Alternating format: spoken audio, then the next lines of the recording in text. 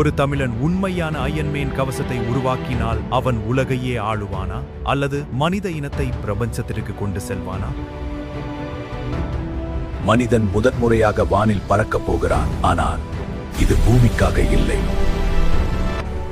உலகமே சாத்தியமில்லை என்ற ஒன்றை ஒரு தமிழன் உருவாக்கினான்.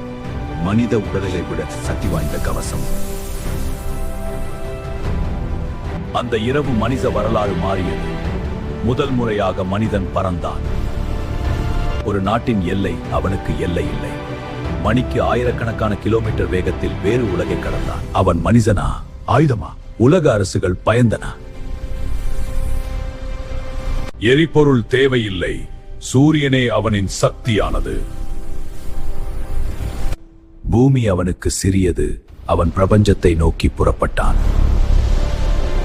அங்கே மனிதன் பார்த்ததே இல்லாத உயிர்கள் இருந்தன.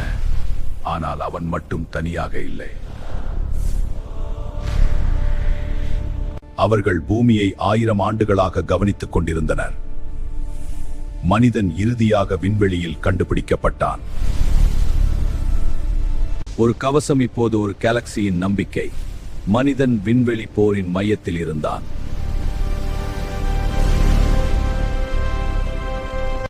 அவன் இனி மனிதன் இல்லை, அவன் பிரபஞ்சத்தின் காவலன்.